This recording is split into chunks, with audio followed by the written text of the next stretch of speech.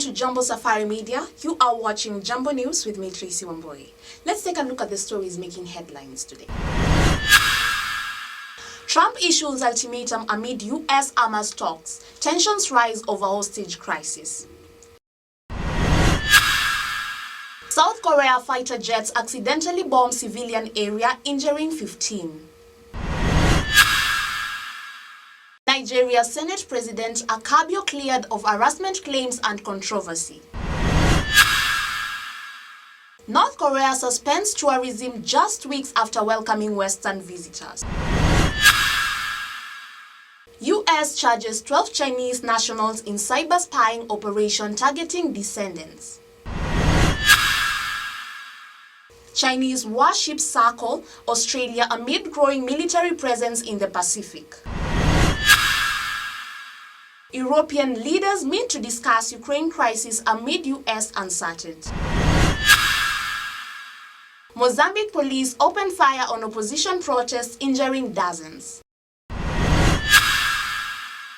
Well, it looks like US President Donald Trump is back at it again, this time issuing a last warning to Hamas. Apparently, sending a fiery message on social media is his latest strategy for peace. This comes just hours after the White House confirmed direct talks with Hamas, something the US has always avoided. So, what's the deal? Are we finally seeing a breakthrough? Or is it just another dramatic twist in the never-ending saga? President Trump's message posted on Truth Social threatens serious consequences if the hostages aren't released immediately. He promised full support to Israel and warned Hamas to free the captives or face dire actions. Alongside this, the US has been in direct talks with Hamas, something that's never happened before, due to the group being labeled a terrorist organization. These talks, taking place in Qatar, are focused on security, the release of the hostages, and possibly pushing for a ceasefire. However, Trump's threats could make it harder to get a deal and complicate the situation on the ground. Israel is continuing its military operations while monitoring these new developments.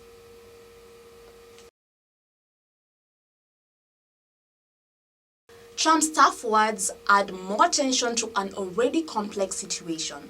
Whether these talks lead to real progress or more conflict is still uncertain. The next few days will tell us more on how this will go.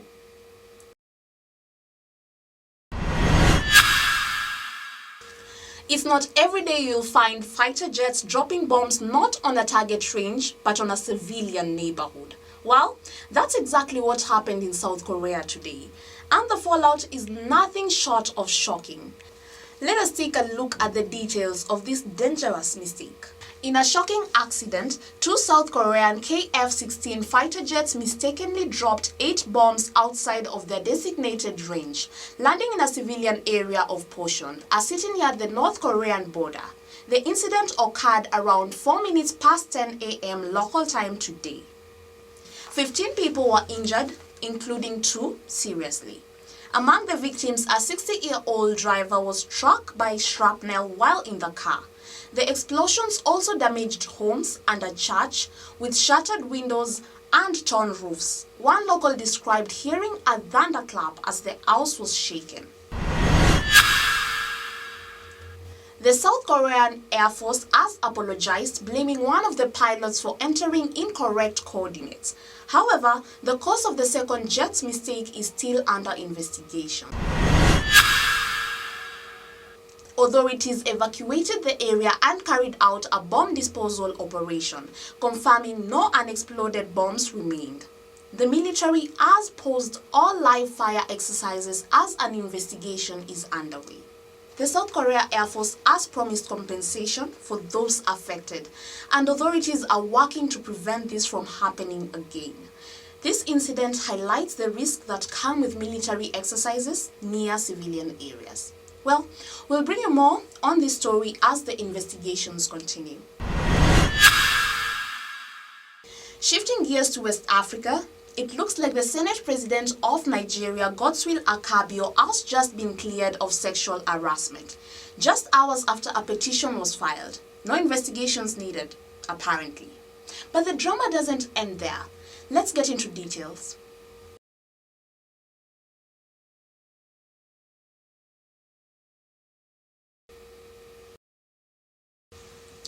The petition filed by Senator Natasha Apoti-Uduaghan accusing Senator President Godswill Akpabio of sexuality harassment has been dismissed by the Senate's Ethics Committee.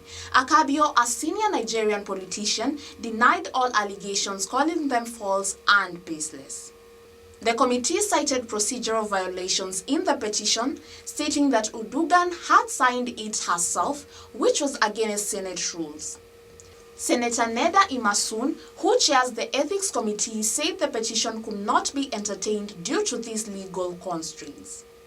Senator Uduaghan had accused Akpabio of making inappropriate advances during a visit to his home in Akwa Ibom State in December 2023, as well as suggesting she would need to take care of him for her motions to be considered favorably in the Senate.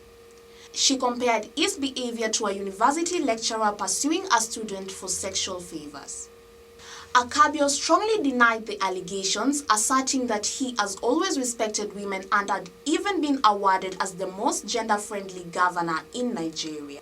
The case has sparked a storm of reactions. Many Nigerians are demanding an independent investigation into the claims, while others have railed in support of Akpabio. Protests took place in Abuja with groups both for and against the Senate President's actions. In a statement, former Senate President Bukola Saraki echoed concerns, stating that the gravity of the issue should not be brushed aside lightly. The dismissal of the petition has only fueled the controversy, with growing calls for transparency and thorough investigations. Well, the situation remains tense and we will continue to monitor developments closely.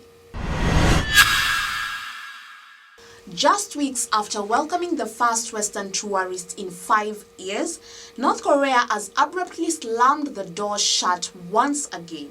What's behind this sudden change? North Korea has halted tourism just weeks after it allowed Western visitors back in the country for the first time since 2020. The country has sealed itself off at the start of the COVID-19 pandemic, but began loosening restrictions in mid-2023. It first opened up to Russia tourists in 2024, and in February, Western tourists were allowed into the city of Rason, a special economic zone in the east. However, several tour companies have now announced the sudden cancellation of trips, citing that Rason is closed to visitors for an indefinite period, has not provided an official reason for the halt. Tour operators including China-based KTG Tours and Young Pioneer Tours have informed clients that trips scheduled for April and May should be postponed until further notice. While in Rason, the tourist movements were heavily restricted, far more than before the pandemic, while limited opportunities to explore and interact with locals. Access to phones and internet was also unavailable, reflecting the country's tight control over foreign visitors.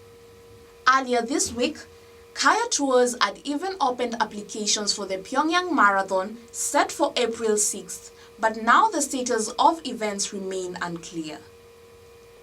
Before the pandemic, North Korea attracted around 350,000 foreign tourists in 2019, with most coming from China.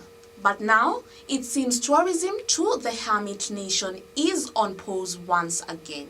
While the reasons behind the sudden halt remain unclear, it's another example of the unpredictability of life in North Korea. Well, we'll keep you updated as more information becomes available.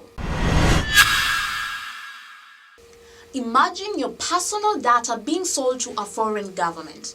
Your every move tracked by hackers from halfway across the world. That's exactly what's happening in a shocking new case involving China and the US. Stay tuned to find out how this cyber spy game is unfolding.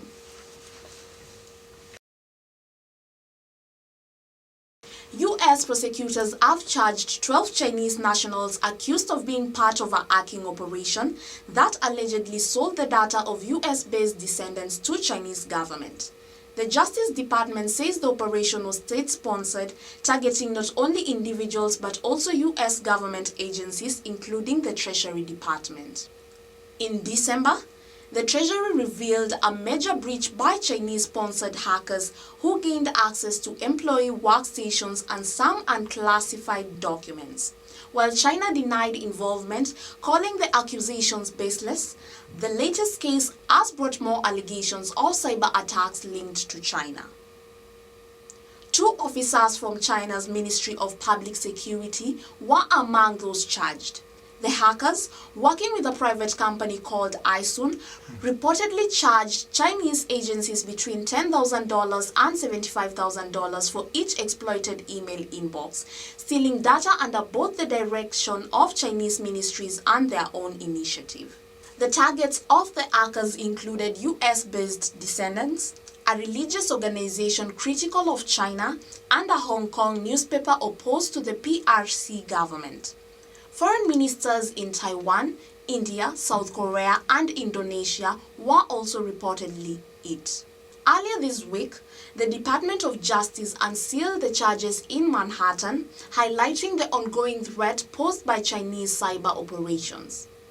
The U.S. State Department has also offered up $10 million for information on iSun and its affiliates involved in the malicious activities.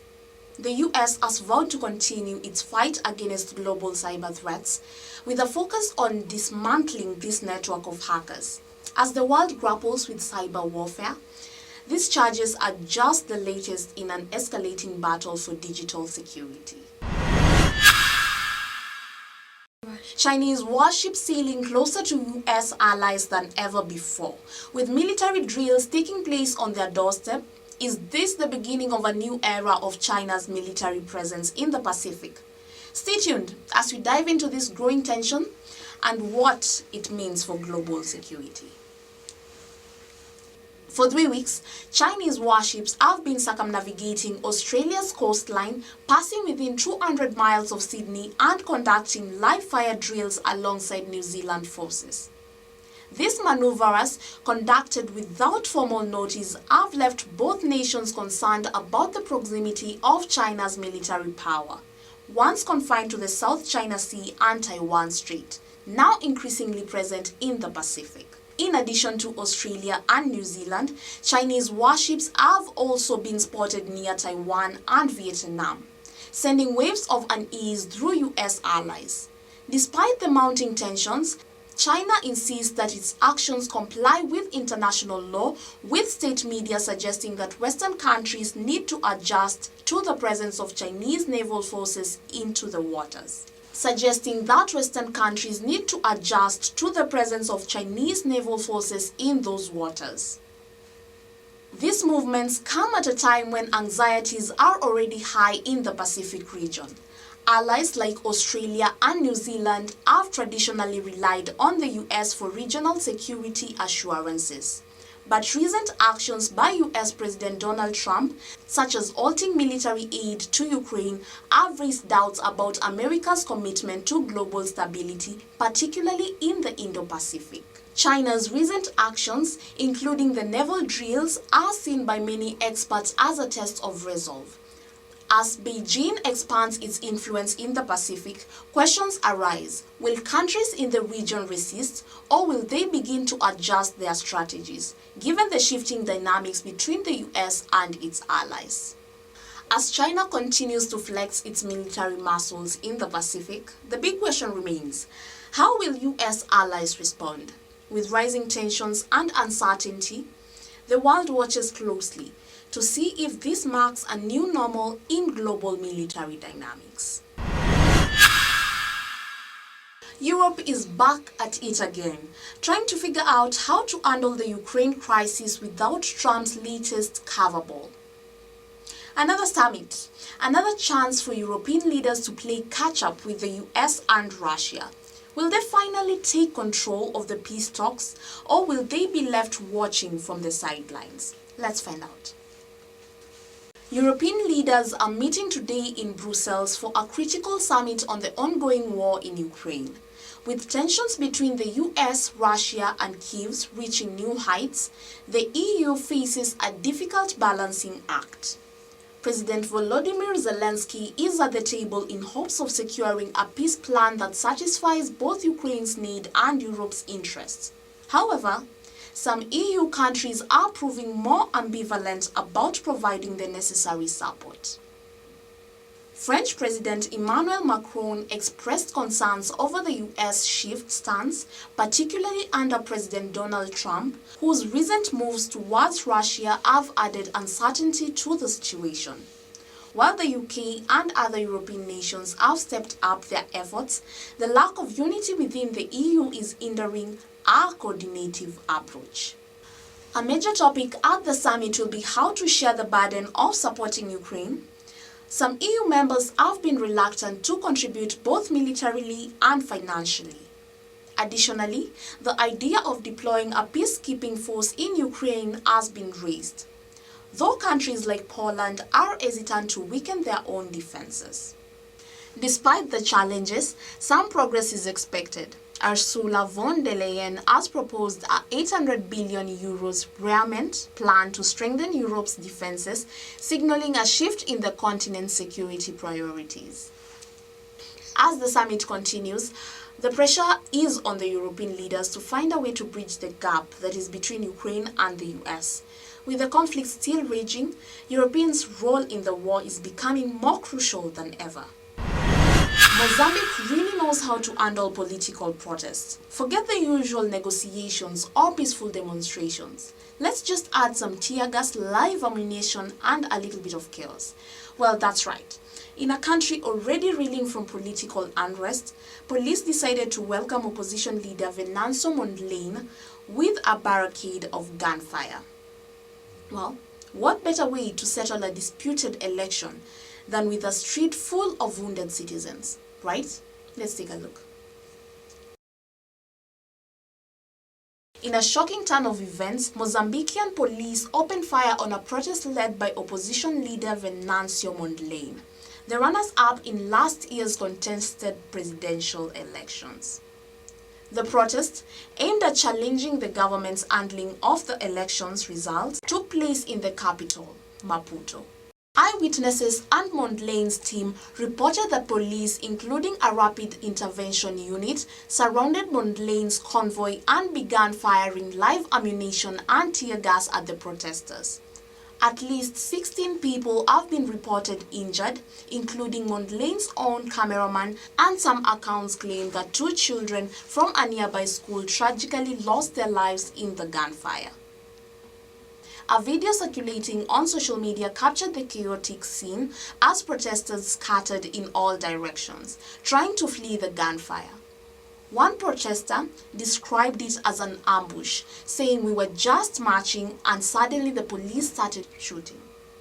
The violence unfolded just as President Daniel Chapo, who took office in January, was scheduled to sign a political deal aimed at resolving the country's post-election crisis. However, Mondlane and his party were excluded from the peace talks, a move that has angered many.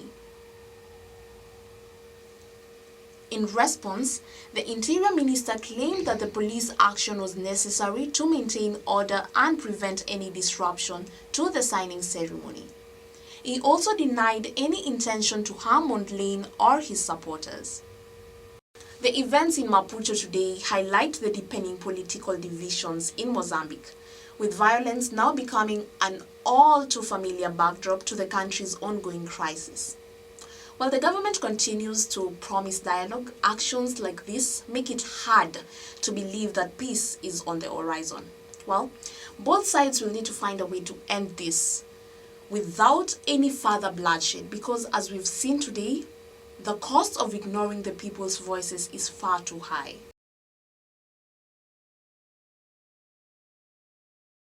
Thank you so much for tuning in to Jumbo Safari Media. Remember to subscribe and hit the notification button for news on what's happening all around the world. Remember, we're just a click away.